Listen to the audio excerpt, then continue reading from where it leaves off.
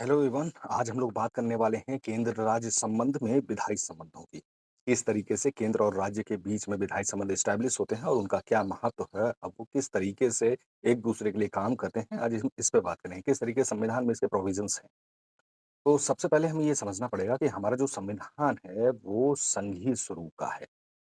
और संघीय संविधान जो होता है ये सामान्य परिस्थितियों में संघीय है। अगर विशेष परिस्थितियां आती हैं तो ऐसी कंडीशन में ये एकात्मक संविधान में भी कन्वर्ट हो जाता है। अब हम बात करेंगे शक्तियों के विभाजन की, क्योंकि संघीय संविधान की जो विशेषता होती है उसमें शक्तियों का विभाजन होता है और ऐसा विभाजन होता है कि जो एक दूसरे के अंदर एरिए में वो इंटरफेयर नहीं करते हैं। सामान्य परिस्थितियों में सूचियां होती हैं, सूचियों के अंतर्गत चीजों को बंटवारा कर दिया जाता है कि भाई इन इन विषयों पर आप इस कानून बनाएंगे और इन इन विषयों पर हम कानून बनाएंगे और इसमें कंट्रडिक्शन नहीं होना चाहिए। उद्देश्य क्या है? उद्देश्य ये है कि केंद्र और राज्य के बीच में सहभागिता और सहकारिता बनी रहे, समन्वय बना रहे। लेकिन मैं आपको बता दूं कि इंडियन कॉन्स्टिट्यूशन में न्यायिक शक्तियों का विभाजन नहीं किया गया है। यानी सुप्रीम कोर्ट और हाई कोर्ट की पावर्स का विभाजन नहीं किया गया है। वो एक अलग स्पेसिफिक तरीके से उनको अपनी-अपनी पावर्स दी गई।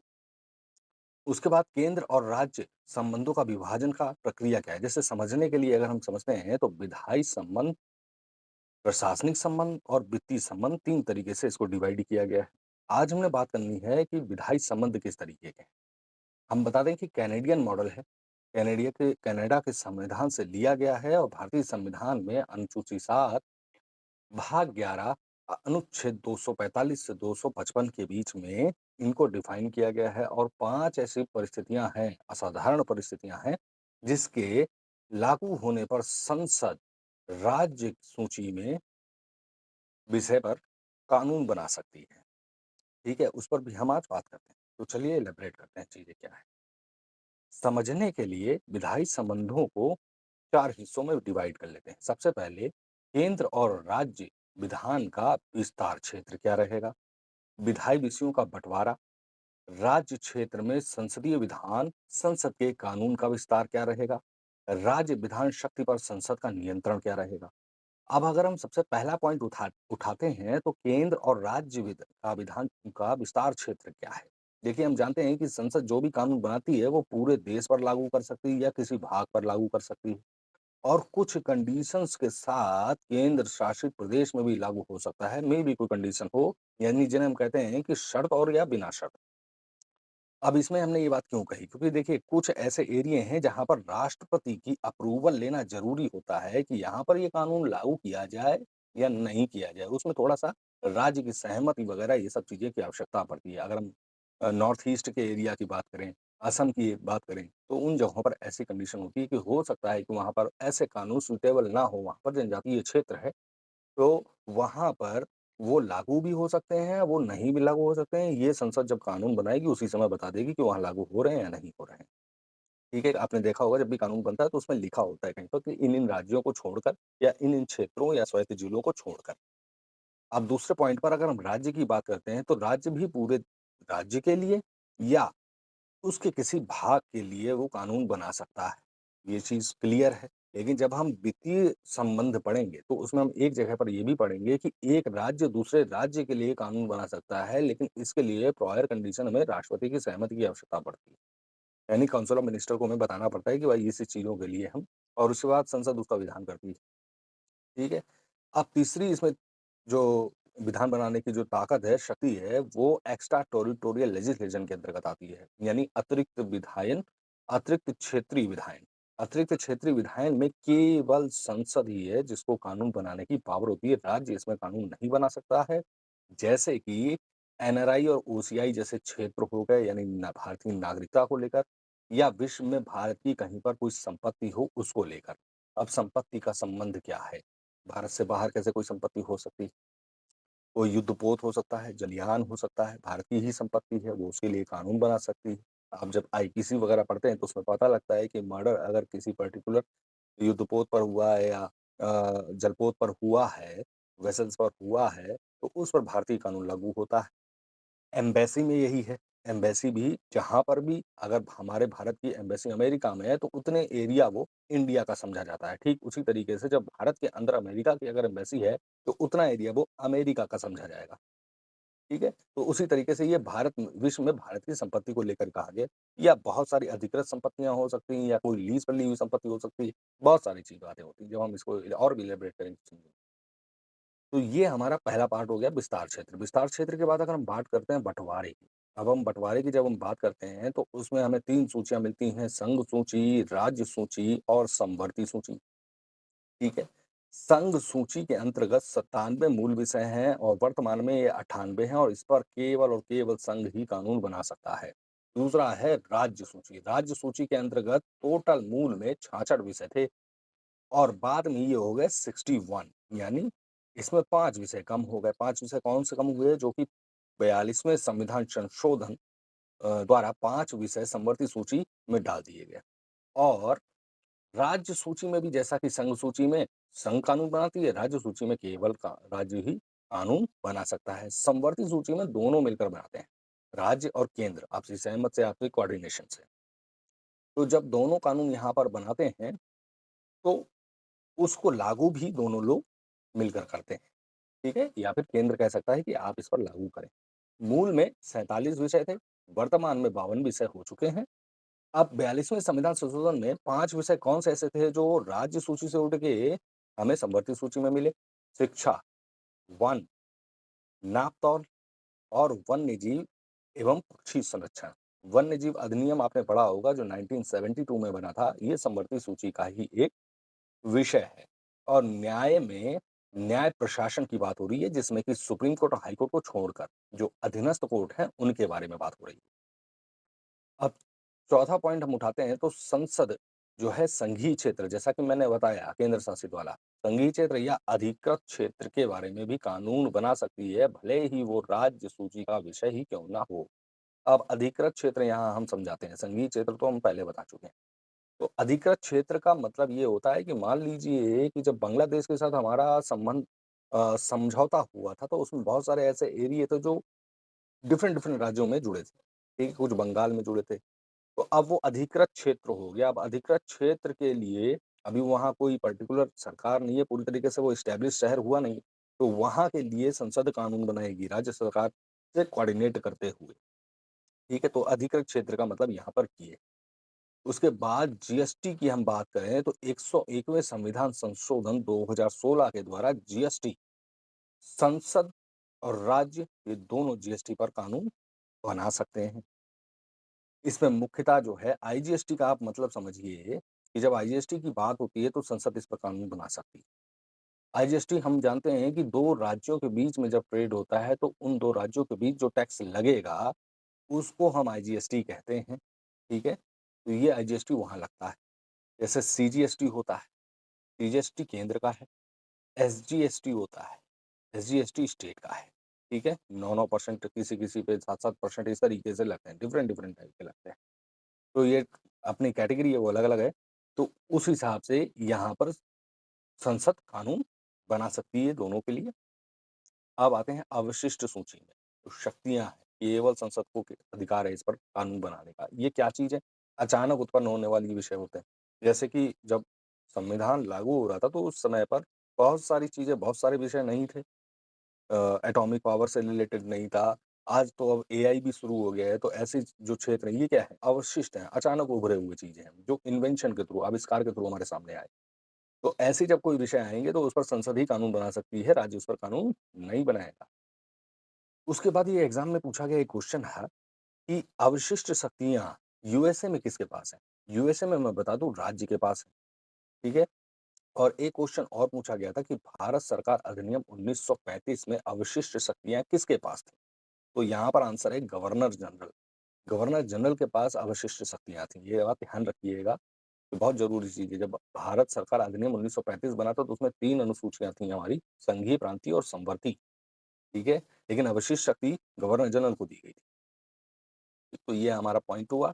उसके बाद हम आते हैं कि अगर समवर्ती सूची में भी राज्य और केंद्र के बीच में कॉन्ट्रडिक्शन क्रिएट हो जाए तो कौन-सा कानून लागू होगा? तो यहाँ पर मैं बता दूँ कि केंद्र का ही कानून यहाँ पर लागू होगा, वही प्रभावी रहेगा। क्यों? क्योंकि वो राष्ट्र हित में काम कर रहा है, राज्य हित में काम कर रहा है। ठीक है? दोनों में डिफरेंस हो जाता है, एक लार्जर डोमेन है केंद्र के पास, इसलिए ऐसा होता है। लेकिन इसका भी एक अपवाद है, अपवाद किस तरीके का है कि राज्य अगर उसी विषय पर पहले से ही कोई कानून बना रखा है उसने और उसने विधेयक दे रखा है राज्यपाल को, राज्यपाल ने आरक्षित कर दिया राष्ट्रपति के लिए, यानी राष्ट्रपति की सहमति के लिए आरक्षित कर दिया, तो ऐसी कंडीशन में राज्य का कानून लागू हो जाएगा वहाँ पे। क्योंकि असाइनमेंट वहाँ से अगर मिल जाता है, कंसेंट मिल जाती है, तो वो सीधा आके स्टेट पर लागू हो सकता है। लेकिन यहाँ पर ये भी एक और बात है कि संसद भी उस विषय पर कानून बना सकती है, उससे अछूड़ नहीं हो जाती है। यानी अगर स्टेट प्रेसिडेंट के पास पहुँच जाता है, अगर प्रेसिडेंट कंसेंट दे देता है और लागू हो जाता है, उसके बाद भी संसद उस पर कानून बना सकती है। अब 5 असाधारण जो परिस्थितियाँ थीं, जिसके बारे में मैं आपसे पहले बात कर रहा था, तो ऐसी 5 असाधारण जो परिस्थितियाँ हैं, वो किन-किन हिसाब में आती हैं देखिए। एक तो राज्यसभा एक प्रस्ताव पारित कर दे, तब केंद्र को पावर मिल जाती है राज्य सूची में आपका कानून बनाने के लिए। दूसरा है राष्ट्रीय आपातकाल के दौरान, तीसरा है राज्यों के अनुरोध की अवस्था में, ये कई बार अनुरोध हुए हैं, मैं आपको भी आगे बताऊँगा। अंतर्राष्ट्रीय समझौता लागू करना, कई लागू हुए हैं, ठीक है? उसके बाद राष्ट्रपति शासन के दौरान। चलिए इलैबोरेट करते हैं। सबसे पहले राज्यसभा प्रस्ताव पारित कर दे। देखिए 2/3 उपस्थित मतदान के थ्रू राज्यसभा जो है, वो एक प्रस्ताव पारित करेगी और प्रस्ताव 1 वर्ष की अवधि तक रहेगा। हर बार रिन्यू करना है उसको, ठीक है? कानून जब तक ना बन जाए तब तक हर बार उसको रिन्यू करना है, कि राज्य सूची में बनाइए कि इसका इस तरह का कानून हमें चाहिए, ठीक है? क्यों चाहिए? राष्ट्रहित में चाहिए। तो ये प्रस्ताव पारित हो, इसकी अवधि सिर्फ 1 वर्ष के लिए ही हो। उसके बाद हम बात करेंगे राष्ट्रीय आपात की। जैसा कि हमें पता है कि 352, 356 और 360 ये हमारे राष्ट्रीय आपातकाल हैं और 365 हमारा राष्ट्रीय शासन राष्ट्रपति शासन है। तो ऐसी कंडीशन में जब ये लागू होते हैं, तो इसमें संसद को पावर मिल जाती है राज्य सूची में राष्ट्रहित के लिए कानून बनाने की। As well as GST. GST के बारे में मैं आपको बता दूँ कि ये पहला टैक्स है जो समवर्ती सूची में पड़ा हुआ है। इससे पहले कोई भी टैक्स समवर्ती सूची में नहीं था। ये पहला टैक्स है जो समवर्ती सूची के अंतर्गत आता है। राज्य और केंद्र दोनों मिलकर आपसी सहमत से इस पे कानून बनाते हैं। ठीक है? तो राष्ट्रीय आपातकाल की कंडीशन ये होती है, इसके उदाहरण बहुत सारे हैं, जिसमें कि पहला हम उदाहरण अगर हम लेते हैं अ, धन विधेयक का ही। अगर धन विधेयक वित्तीय आपातकाल लगा हुआ है, तो पहले राष्ट्रपति की आप सहमति लीजिए, उसके बाद आप इसको पेश करिए। या ऐसा कोई विधेयक जो उच्च न्यायालय की स्थिति को, उसकी स्वतंत्रता को बाधित करता हो, तो पहले राष्ट्रपति की सहमति लीजिए। इस तरीके की कंडीशंस आती हैं। उसके बाद राज्यों के अनुरोध पर क्या है? देखिए, मैं बता दूँ कि जो-जो राज्य इस मामले में केंद्र से अनुरोध करते हैं, वो राज्य फिर भविष्य में उस विषयों पर कानून नहीं बना सकते हैं, ठीक है? उसमें संशोधन, पुनर्विचार, निरसन ये सारी चीज़ें केंद्र ही करता है यानी संसद ही करती है, वो नहीं कर सकते हैं, ठीक है? तो चलिए इसको पहले देख लेते हैं। 2 या 2 से अधिक राज्य जब एक प्रस्ताव पारित करें संसद के लिए, तो संसद इस पर या उन विषयों पर कानून बना सकती है और इससे संबंधित कई कानून हैं। जैसे कि पुरस्कार प्रतियोगिता अधिनियम 1955 ये राज्यों के अनुरोध पर बना। वन्य जीव संरक्षण अधिनियम 1972 जिसकी बात अभी हम कर रहे थे, ये वन्य पहले स्टेट का विषय था लेकिन बाद में इसको समवर्ती सूची में डाला गया। जल प्रदूषण निवारण अधिनियम 1974, नगर भूमि अधिनियम 1976 और मानव अंग प्रतिरोपण अधिनियम 1994 ये भी आपका राज्यों ने अनुरोध किया कि भाई संसद आप कानून बनाइए। ठीक है? जैसा कि मैंने बताया कि ये केवल उसी राज्यों पर लागू होगा जो प्रस्ताव करेंगे और प्रस्ताव करने के बाद ऐसा माना जाएगा कि उन राज्यों ने अपनी इन विषयों पर शक्ति को स्थगित या समर्पित कर दिया है किसको? संसद को। ठीक है? अब आगे वो इस पर कानून नहीं बनाएँगे। अगला आता है अंतर्राष्ट्रीय समझौते। देखिए, हम इंटरनेशनल रिलेशन को साइड बाय नहीं कर सकते। हमें पता है हमें अपने पड़ोसी देशों से या दूर के देशों से जिनसे हमारा व्यापार चलता है, सब कुछ चलता है, हम उसको इग्नोर नहीं कर सकते, हमें उनके हिसाब से भी चलना पड़ता है। तो कुछ समझौते हमारे और उनके बीच में हुए। तो ये केंद्र की व्यवस्था है, केंद्र को एक तरीके से लायबिलिटी है, दायित्व है, प्रतिबद्धता है उसकी कि उसको वो लागू कराए अपने देश में।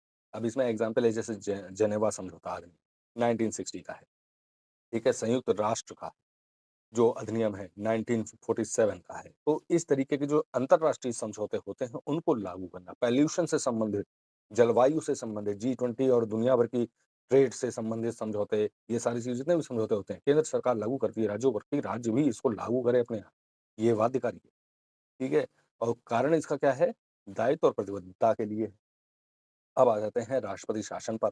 राष्ट्रपति शासन हमें पता है 365 में या 356 में लगता है, 356 में सशस्त्र विद्रोह है। जिसमें कि राज्य को संरक्षण देना पड़ता है केंद्र को और 365 वो है जब केंद्र सरकार कोई निर्देश दे और राज्य उसको फॉलो ना करे, ठीक है?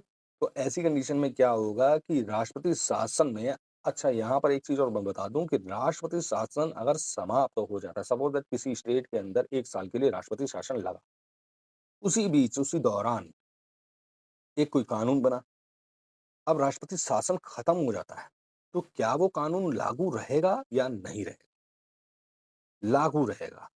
यहाँ पे मैं बता दूँ कि अगर राष्ट्रपति शासन के दौरान कोई कानून बनता है, तो उस कानून की जो अवधि है, वो राष्ट्रपति शासन तय नहीं करेगा, ठीक है? वो राज्य की विधानमंडल तय करेगी जो बनकर आएगी, कि उसको वो लागू करे, संशोधन करे, निरसन करे या पुनः लागू करे उसको रोक कर, ठीक है? ये डिपेंडेंसी है राज्य विधानमंडल पर, जो नया राज्य विधानमंडल बनेगा, राष्ट्रपति शासन के बाद।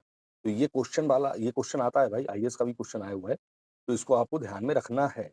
कि राष्ट्रपति शासन की मियाद पर उस कानून की मियाद की नहीं है, राष्ट्रपति शासन खत्म होने के बाद भी वो कानून राज्य अगर चाहता है तो उसको लागू रख सकता है, उसमें संशोधन कर सकता है, उसको डिलीट कर सकता है या फिर अगर उसको रोका है तो पुनः लागू कर सकता है, ठीक है?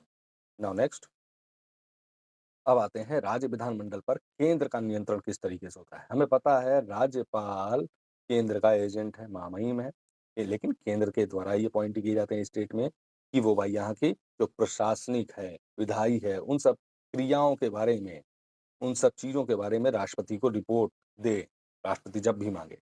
अब राज्य विधानमंडल के कोई कानून अगर बनता है और राज्यपाल को लगता है कि नहीं भाई ये कुछ मामला ठीक नहीं है, तो वो आरक्षित कर देता है राष्ट्रपति के लिए। 200, 210 में 200, 201 में ये चीज़ बताई गई है। अब इसका एग्ज़ाम्पल हमने अभी बताया है कि वित्तीय आपातकाल लगा हुआ है, धन विधेयक पेश करना है, तो धन विधेयक पहले राष्ट्रपति की कंसेंट के लिए जाएगा। कोई ऐसा कानून जो उच्च न्यायालय की स्थिति को गड़बड़ाता है, तो ऐसी कंडीशन में भी राष्ट्रपति की पहले पूर्व अनुमति चाहिए, ठीक है? आरक्षित होना ही होना है, वो बाध्य हो उस चीज़ के लिए। उसके बाद राज्यों के साथ या राज्यों के भीतर स्वतंत्रता से संबंधित सारी चीज़ें होती हैं देखिए, ज़्यादातर जो है वो फ्रीली चलें, ये केंद्र का प्रभाव रहता है, एक उस पर जोर रहता है।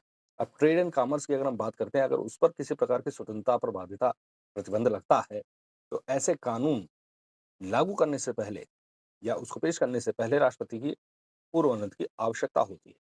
ये 304 ये बात कहता है, ठीक है? तो आर्टिकल 304 में ये बात लिखी हुई है कि अगर कोई व्यापार और वाणिज्य के समागम में स्वतंत्रता पर कोई प्रतिबंध लगाने वाला कोई कानून आप लागू करना चाहते हैं स्टेट के अंदर, तो पहले राष्ट्रपति की पूर्व अनुमति लीजिए, अगर वो सही रहता है तो ही लागू करेंगे, तो ही उसको पेश किया जाएगा, ठीक है? अब आते हैं वित्तीय आपातकाल के दौरान, केंद्र निर्देश दे सकता है राज्य को अपने धन विधेयक को लेके जिसके कि राष्ट्रपति के लिए विचार के लिए जा सकता है। अभी मैंने बताया आपको, ठीक है? उसके बाद राज्यपाल कुछ मामलों में अध्यादेश तभी लागू करेगा जब राष्ट्रपति की उसमें सहमति हो, ठीक है? तो कुल मिलाकर अगर कोई अध्यादेश राज्यपाल को लागू करना है और उससे लगता है कि केंद्र को लगता है कि नहीं इसमें कुछ गड़बड़ हो रहा है, तो ऐसी कंडीशन में राष्ट्रपति कहेगा नहीं रुको, पहले मुझे दिखाओ, काउंसिल ऑफ मिनिस्टर को दिखाओ फिर उसके बाद इसको लागू करो, ठीक है?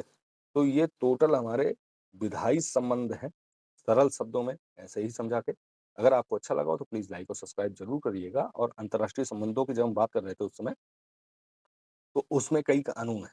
कई कानून जैसे कि संयुक्त राष्ट्र सुविधा एवं प्रतिरक्षा अधिनियम 1947, जेनेवा समझौता जिन्हें जेनेवा कन्वेंशन भी कहते हैं हम लोग 1960, अपहरण के खिलाफ जो अधिनियम है 1982 इसमें ये बात कही गई कि अगर कोई पर्टिकुलर पर्सन जिसकी खोज हमारे इंटरनेशनल लेवल पर हो रही है, तो हर राज्य और स्टेट की ये ज़िम्मेदारी है कि उसको खोजे वहाँ की पुलिस खोजे और जो भी एजेंसियाँ हैं उसमें काम कर रही हैं तो उसके साथ सहयोग करे, ठीक है? उसके बाद पर्यावरण से संबंधित विधान, अभी मैंने बताया क्लाइमेट चेंज, G20 दुनिया भर के जो समझौते वगैरह होते रहते हैं, इन सब चीज़ों में। तो बहरहाल यही है, ये हमारा केंद्र और विधायी संबंध है। इसके बाद हम प्रशासनिक संबंधों पर बात करेंगे। जुड़े रहिएगा हमारे साथ। धन्यवाद।